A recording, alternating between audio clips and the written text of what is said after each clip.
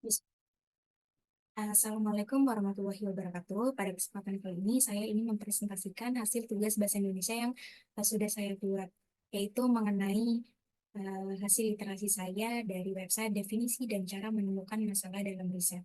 Sebelum itu, perkenalkan nama saya Fitri Afisana dengan NRP 31225220007. Pada kesempatan kali ini mungkin saya akan menjelaskan itu mengenai definisi dan cara menemukan masalah, terus penelitian dalam permasalahan seperti apa, dan lain sebagainya. Kita lanjut ya. Eh, di sini saya akan menjelaskan yang pertama, pastinya mengenai masalah terlebih dahulu. Definisi masalah terlebih dahulu, yaitu masalah menurut KBBI adalah sesuatu yang harus diselesaikan. Nah, masalah itu mungkin bisa kita artikan atau bisa kita pandang dalam dunia perkuliahan khususnya mungkin seperti tugas atau suatu kondisi lah yang sangat membutuhkan penyelesaian gitu dan lain sebagainya. Tapi di dalam kehidupan kita tidak tidak dalam perkuliahan itu kita juga pasti tahu yang namanya masalah itu seperti apa. Mungkin kita tahunya masalah itu bisa tercermin dalam pertanyaan simpel yang membutuhkan solusi gitu atau ada juga masalah yang kita ketahui mungkin masalah-masalah yang memang sulit terpecahkan, tidak sesimpel hanya sekedar pertanyaan biasa atau juga ada suatu permasalahan yang memang memerlukan metode pendekatan yang tepat gitu. Nah, setelah kita tahu definisi masalah itu, kita selanjutnya bisa menemukan masalah. Masalah apa yang ingin kita temukan? Nah, identifikasi masalah itu biasanya berasal dari realitas yang mendesak untuk diselesaikan. Nah, masalah tidak hanya ditemukan secara subjektif, tetapi mungkin harus didasarkan dengan pola-pola yang memang teridentifikasi tadi.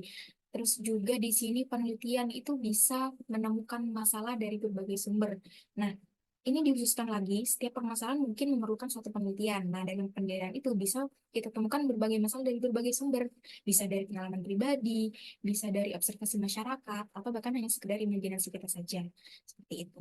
Selanjutnya di sini saya akan menjelaskan mungkin lebih detailnya mengenai permasalahan itu sendiri.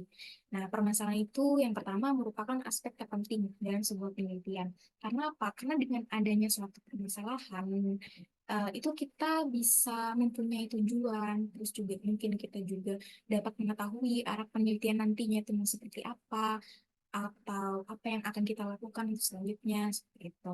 Selanjutnya yang kedua, sebuah penelitian harus berakar pada permasalahan yang jelas dan nyata dalam fenomena yang diamati. Suatu permasalahan itu biasanya muncul memang karena adanya suatu fenomena. Nah, jadi eh, seperti yang saya jelaskan sebelumnya, itu penelitian itu akan dilaksanakan jika adanya suatu permasalahan. Nah, dari fenomena itu akhirnya muncul permasalahan. Nah, dari masalah itu nantinya akan dilakukan penelitian. Kurang lebih seperti itu. Yang terakhir di sini masalah riset. Masalah riset adalah inti dari setiap penelitian yang memicu pertanyaan yang harus dijawab untuk mencapai solusi. Nah, selanjutnya yaitu penelitian suatu permasalahan. Penelitian merupakan upaya sistematis untuk memecahkan permasalahan yang ada. Maksudnya apa?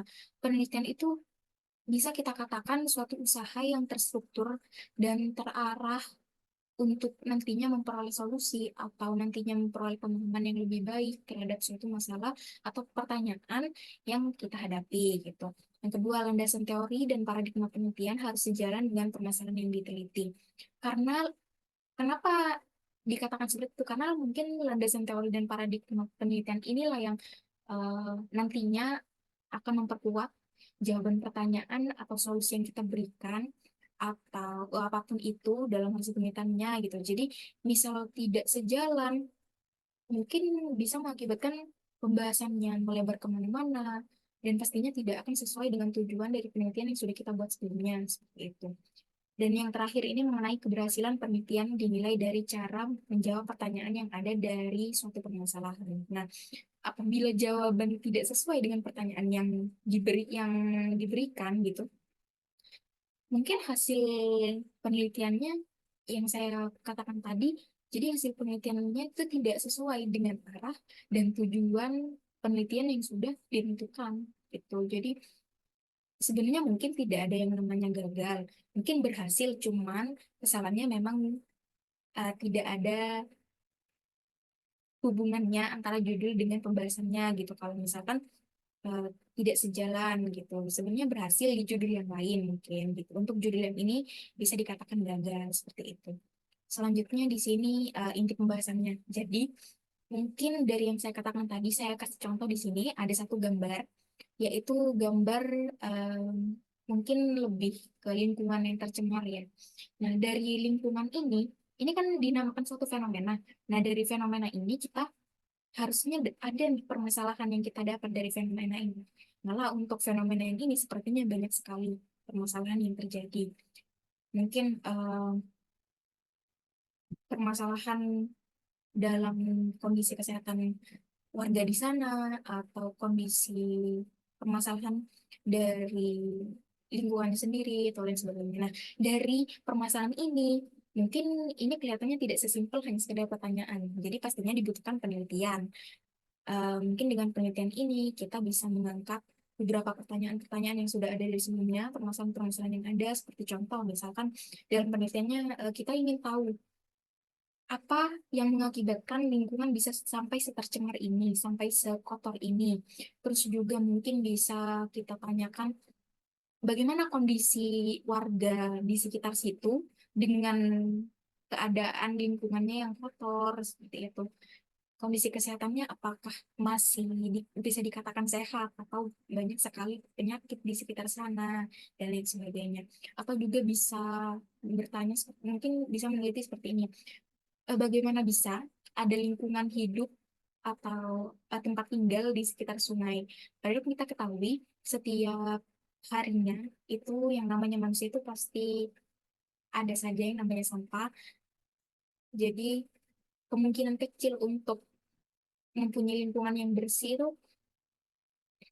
susah gitu. Jadi banyak sekali permasalahan-permasalahan yang terjadi yang harus kita teliti gitu. Jadi dan juga tadi saya katakan permasalahan harus sejalan dengan penelitian harus sejalan dengan permasalahan yang ada. Ya karena seperti ini. Kalau misalkan ternyata permasalahannya seperti ini, tapi kita penelitiannya lebih ke arah kayak mengarah ke luar jangkauan ini kan bukan dikatakan gagal sih, mungkin berhasil untuk fenomena yang lain, tidak tidak khusus fenomena ini. Mungkin kalau khusus fenomena ini ya seperti tadi yang saya katakan, kurang lebihnya seperti itu. Jadi adanya fenomena itu akan mengakibatkan akan menghasilkan adanya permasalahan biasanya, dan dari permasalahan itu bisa kita angkat dan dilakukan penelitian. Kurang lebihnya seperti itu. Ya, mungkin sekian dari saya, kurang lebihnya mohon maaf. Terima kasih. Wassalamualaikum warahmatullahi wabarakatuh.